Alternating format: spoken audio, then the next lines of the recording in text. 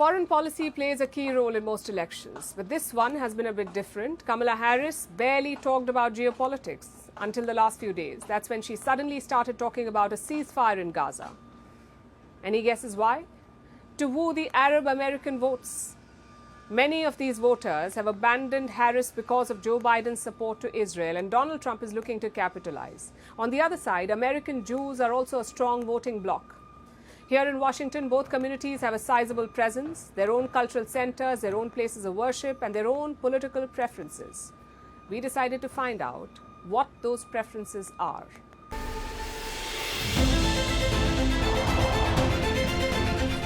It's crunch time for American voters. They're heading out to elect their next president. We can guess what's on their mind as they queue up. Maybe abortion, or inflation, or healthcare. But for some voters, it's a war being fought thousands of kilometers away.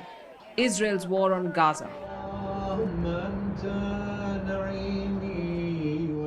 Arabs and Jews are influential blocs in America.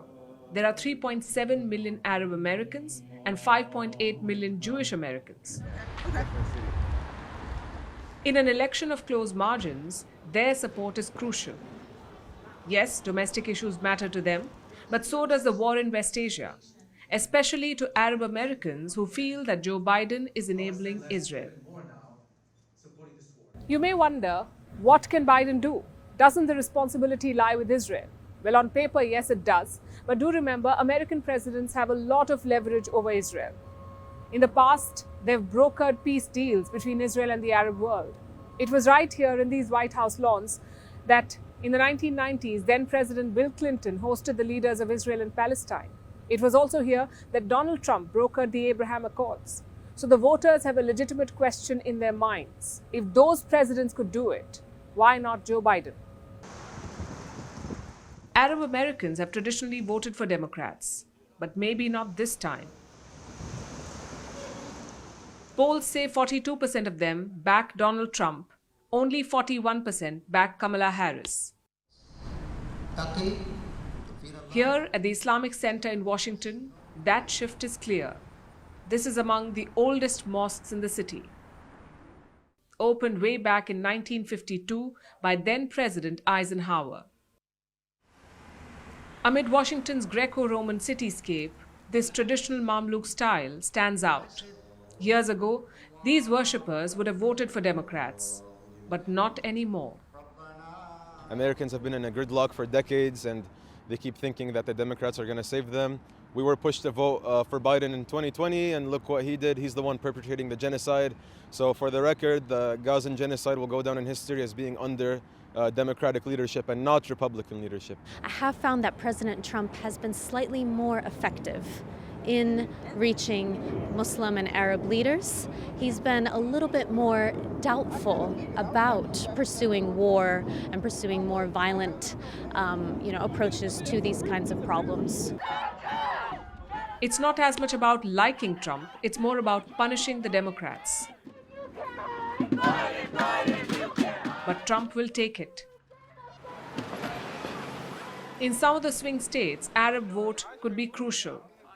Perhaps the difference between winning and losing, like Michigan, for instance. The state is home to more than 200,000 Arab Americans.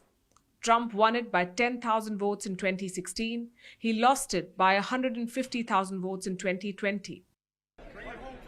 This time again, he senses an opportunity. Days before voting, Trump visited Dearborn in Michigan, often called the Arab capital of America. And his message there, that he will end the war. We're going to bring peace. You're going to have peace in the Middle East, but not with the clowns that you have running the U.S. right now. You're going to have peace. You're going to have peace in the Middle East. So Trump is making inroads among Arabs. What about Jews? They too have traditionally voted for Democrats. This is the Sixth and I Synagogue in Washington, D.C., among the oldest in the city.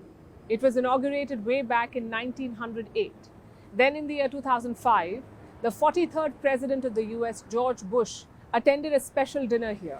A year before that, he'd made minor inroads into the Jewish vote bank, which was until then considered impossible for a Republican candidate to do. Now, almost a decade later, Donald Trump is pulling out all the stops. He says that Kamala Harris is anti-Jew, even though she's married to one. He has met the Israeli Prime Minister Benjamin Netanyahu at his home in Florida. As president, he moved the US Embassy from Tel Aviv to Jerusalem. But despite all these efforts, he's not getting much success. Surveys say that 71%, more than 71% Jews in swing states say that they will vote Harris. Many people have speculated why this happens. Republicans support Israel to the hilt, yet Jews back Democrats. Some say it's because Jews feel closer to democratic liberal values. Others point to neo-Nazis in Trump's camp. Anti-Semitism has risen 360% since the Hamas attack last year. So American Jews are rightly worried. In 2020, they put Joe Biden over the line. They helped him win. In the key swing state of Pennsylvania, there are 300,000 Jews. Biden won the state by just 82,000 votes. In 2016, Trump won by just 44,000 votes. So both these communities matter. If you look at the top issues in this election, it's abortion or inflation or democracy. But these alone will not determine the outcome. A few thousand Arab or Jewish votes could put Kamala Harris or Donald Trump in the White House. The Arab voters want to punish the Democrats for supporting Israel, and the Jewish voters continue to support the Democrats despite Donald Trump's outreach. So in a lot of ways, Joe Biden's shadow looms large over this election, even though he's pulled out. His failures have alienated the Arab voters, and Kamala Harris may end up paying the price for it.